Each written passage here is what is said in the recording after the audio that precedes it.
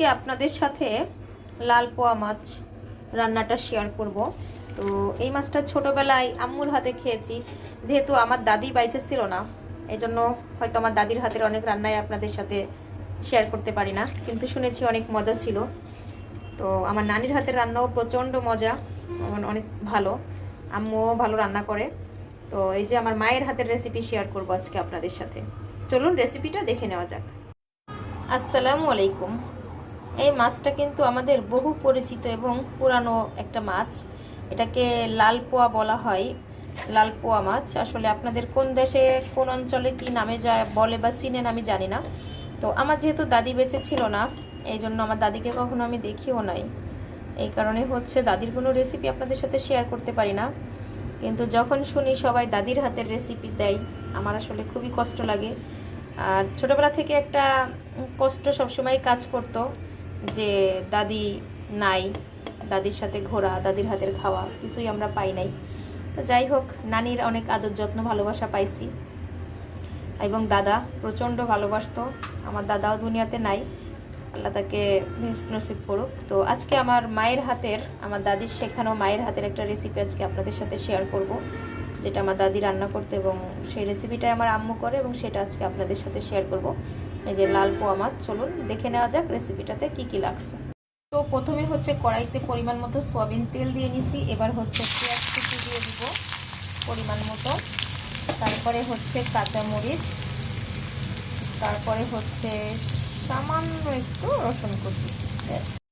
কাঁচামরিচ এবং পেঁয়াজটাকে একটু ভালো মতো নেড়ে চেড়ে সফট করে নিয়েছি। তো এই পর্যায়ে হচ্ছে পরিমাণ মতো লবণ এবং হলুদ দিয়ে দিব। হচ্ছে ভালো মতো একটু নেড়ে চেড়ে মশলাটাকে কষিয়ে নিয়ে মাছগুলোকে দিয়ে দেবো। আসলে এত ইজি ওয়েতে আপনাদেরকে আমি আপনাদের তাসলিমা আপু যে রেসিপিগুলো শেয়ার করে, এটা খেতেও যেমন মজা এবং দুর্দান্ত ভালো হয়। এখন মাছগুলি হচ্ছে একটা করে দিয়ে দিব। এখানে বেশি কোনো মশলা দেওয়া লাগে না। আর আগেরকার দিনের মানুষ কিন্তু এত বেশি মশলা দিয়ে রান্না করতো না, খুবই সিম্পল মশলা দিত, কিন্তু খেতে অসাধারণ হতো। মানে সে স্বাদ আসলে বলে বোঝানো যাবে না বা বোঝানোর সম্ভাবনা। দেখেন, অল্প মশলায় কিন্তু সত্যিই রান্না মজা হয়, আপনারা খেয়ে দেখবেন। অনেকে চাইলে এই মাছটা ভেজেও দিতে পারেন। তো আমি আসলে ভেজে না দিয়ে হচ্ছে সরাসরি কাঁচাটা মানে কষিয়ে দিব, কারণ এই মাছটা এভাবে কষিয়ে দিলে কিন্তু বেশি মজা লাগে। এটাকে চচ্চড়ি বা ভুনা যেটাই বলে। এই মাছটাকে বেশি কষাবো না, বেশি কষালে ভেঙে যেতে পারে।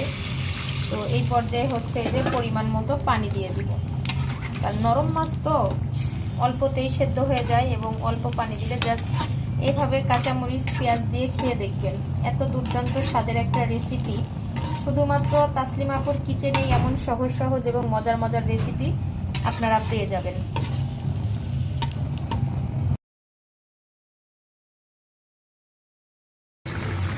এই যে সেই ছোট মাছ রান্নাটা কিন্তু প্রায় শেষের পর্যায়ে। দেখেন, ভালো লাগলে ভিডিওটা লাইক কমেন্ট শেয়ার করে দিবেন। দেখতে দেখতে এই যে লাল পোয়া মাছটা কিন্তু রান্না কমপ্লিট হয়ে গেল।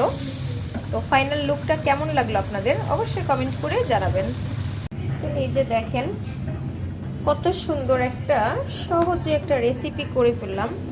আসলে অনেক সময় ক্যামেরাতে একটু কালার 19-20 দেখা যায়, বাট কালারটা কিন্তু ভীষণ সুন্দর আসছে। এই যে মাঝে মাঝে আসতেছে, কালারটা ভীষণ সুন্দর এসেছে।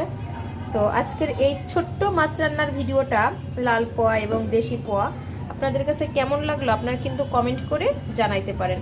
তো সবাই ভালো থাকবেন, সুস্থ থাকবেন, আর তাসলিমা আপুর কিচেনের সাথে থাকবেন। আল্লাহ হাফেজ, আসসালামু আলাইকুম।